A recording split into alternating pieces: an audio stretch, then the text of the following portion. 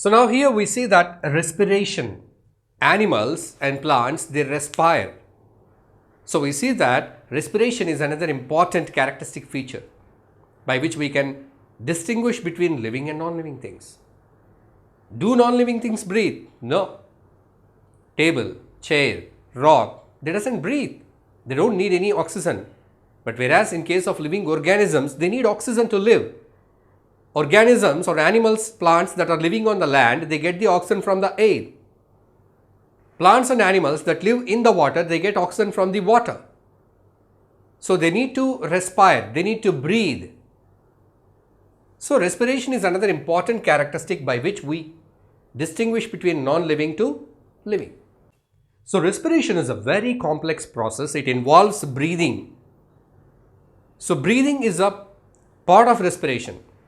So respiration, the main purpose of the respiration is to supply the oxygen to the cells to get energy. So in this process, we need to breathe the air in, air out. We have to take the air in, air out. How we do? Animals, they do the breathing in different ways. See, animals like mammals, birds and reptiles, they have lungs to breathe. We have lungs to breathe. We take the air into our lungs. There the exchange of oxygen takes place. So this is the way how we breathe, how we take the air and how we get the oxygen. Whereas you see in case of fish, they use gills. If you see an earthworm, how does it breathe? Earthworm, it has got moist skin. Moist skin, that is the wet skin by which it breathes. Even the frog also has got wet skin by which it breathes. Cockroaches, they don't have either wet skin, they don't have either lungs. Then what do they have? Cockroaches, they have holes on their sides of their body. You see that this is a cockroach.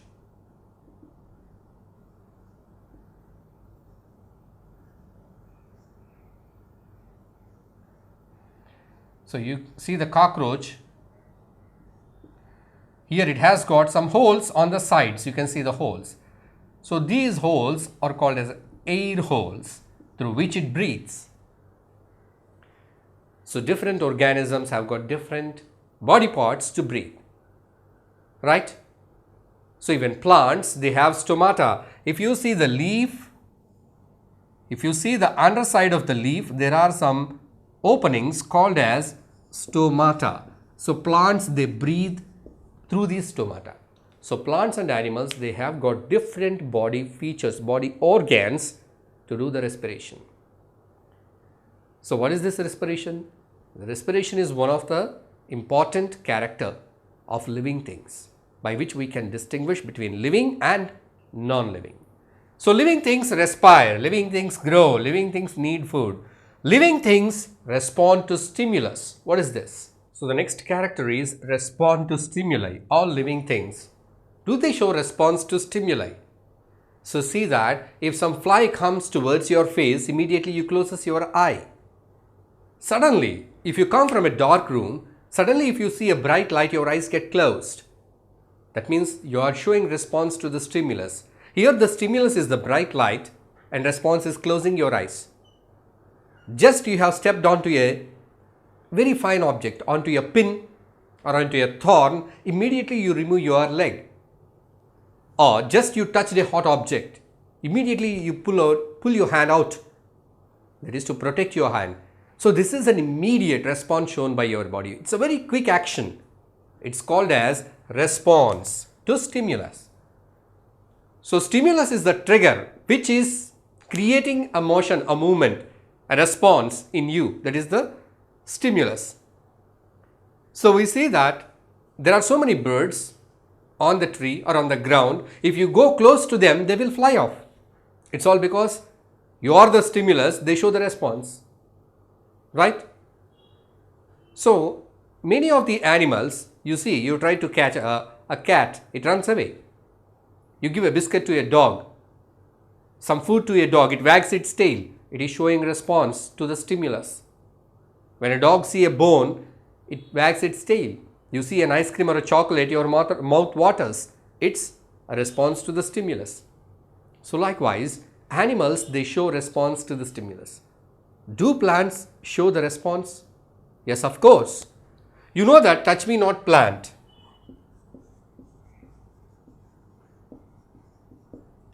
So if you see that touch me not plant, it has got leaves like this. And if you try to touch with your finger, the leaves, they get closed. They are showing the response to the stimulus. Your hand is the stimulus. They are showing the response. And even you see that if any plant that is grown in a pot, it is kept near a window, and outside the window there is sunlight, the plant, it bends towards the sunlight. It is called as phototrophism. That means a plant is showing response towards the stimulus, that is the sunlight.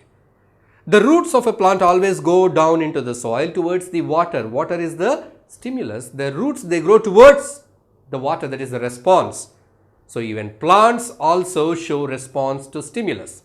That is what we have identified here. And even animals show response to stimulus. So this particular character helps the animals to protect themselves. So when there is harm, danger, that is in the form of a stimulus, they respond so quickly. So by that they can protect. They hear a sound. The sound might be a sign of danger. Some other animal is going to attack. Some other human is going to attack. Somebody is going to attack you, then you are escaping. So this sound is a signal of danger, which is taken so quickly and response is produced so quickly, so you are protected.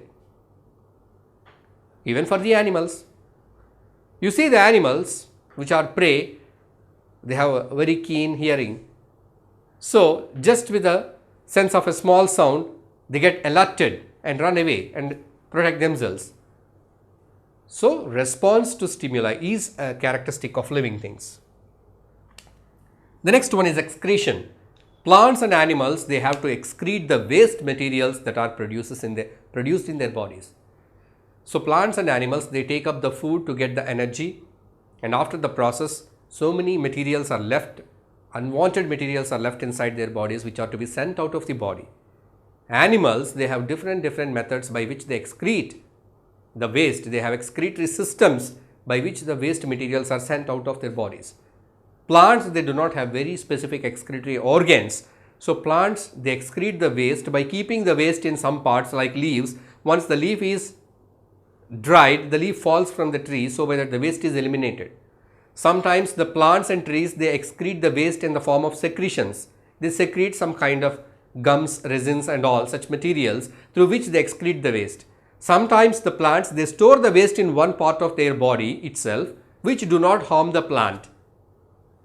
In such a way also they can get rid of the waste in their bodies, but whereas in case of animals, they have excretory system by which they excrete the waste out of their bodies. So we also have such kind of excretory systems by which we excrete the waste out of their bodies.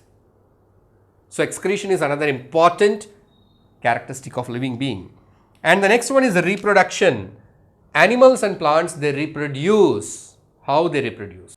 If you see that the reproduction in animals, they reproduce. Some of the animals, they reproduce by giving birth to the young ones, directly young ones. Some animals, they give birth by laying eggs. So the eggs later they turn into young ones. This is how the animals give birth. So animals and plants, they have the ability to produce the young ones of their own kind. Dog gives birth to dog, not the cat. Cat gives birth to cat, not the rat. So animals and plants, they are able to produce the young ones of their own kind, not other kind, own kind. This ability of an organism is called as reproduction. So reproduction is an ability to produce the young ones of their own kind.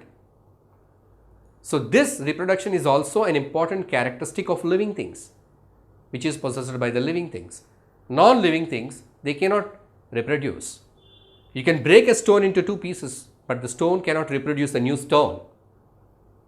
Right. So animals, they reproduce either by giving birth to the young ones or by laying eggs. Whereas the plants, generally plants reproduce by their seeds. That is one. Sometimes plants, they reproduce by their body parts even, by their stem. They reproduce by their stem, root, leaf, bud. These are the parts. Some plants they reproduce by their stem like potato, onion, sugarcane. Some parts they reproduce by their root, carrot, radish, beetroot. Some parts they reproduce by their leaves. Some parts they reproduce by their buds. If you cut the leaf of a bryophyllum and put it in soil, you get a new plant. And the buds of certain plants are cut and they are grown into new plants. So from the vegetative parts, from different parts of the plant, you can produce new plants. Sometimes plants reproduce by their body parts. Mostly they reproduce by the seeds. So here we can see that the plants, they have the reproductive ability, even animals have the reproductive ability. So here we are with the final one in the list, movement. So do all organisms, living organisms, show this character, that is the movement? Plants, animals. So plants, they do not show the movement. Many of the plants are fixed to the soil. They cannot move from one place to another place. They get the water, minerals, sunlight from the place which they are fixed to. They cannot move from one place to another place. So movement is absent in case of plants. Of course, there are certain plants which can move. It's a very exceptional cases. Whereas animals, they can move from one place to another place to get their food. Animals can move. And here also there is some exception that some animals cannot move, like corals and all, which are fixed in the floor of the sea. But majority of animals, they can move from one place to another place. So movement is not found in plants. By using this statement, you cannot say that plants are non-living, because plants, they possess other characteristics. They need food, growth, respire, respond to stimulus, excrete, right? So not due to the absence of one particular character, you cannot say a living thing as a non-living thing.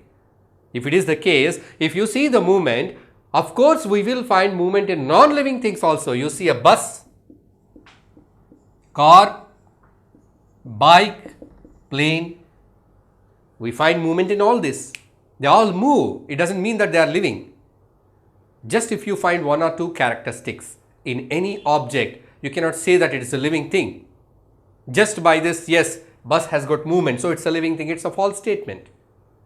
And here plant, they do not move, so they are non-living things. It's also a false statement, right? So how do you say that one particular thing is a living or a non-living thing? You have to analyze that. You have to keep all the characteristics with you and check it. Yes, whether it needs food or not, whether it will grow or not, whether it respires or not, whether it responds to stimulus or not, excrete or not, likewise. Sometimes in some cases, even living things do not show all the characteristics. Here the best example is when the seeds are dormant. Dormant in the sense, you see a grocer shops. If you go to a grocer shop, you will ask for Bengal gram chana. He will keep the chana in the jar for months together. Each chana can give rise to each chana plant, one life, but it is dormant, sleeping. He gives you 100 gram chana, 1 kg chana, you take the chana, just you soak it, you will get sprouts. If you plant it, you will get plants, you get a chana garden, the whole life. So when it was like a seed, you didn't see any of the characteristics. You didn't see the chana seed respiring, you didn't see the chana seed growing, you didn't see the chana seed need for food and excrete and all. But when it is brought into certain conditions, then it will show the characteristics of life. Till then it's breathing, it is respiring. Of course, you may not notice that. So it's very difficult to tell that in all cases whether it is a living or non-living thing. But in most of the cases, by applying these characteristics of living things, by matching with this whether they are exhibiting these characteristics or not, at least a few of them, you can come to a conclusion that whether it is a living or a non-living thing. Right? So, but always it is not possible to judge. Sometimes you may misunderstand that certain living things also non-living things. Just as I told you that the seeds, when they are dormant, they do not show any of the characteristics of living things. You can't find them hardly one or two characteristics. So you can't see anything, you cannot feel them. when they are dormant.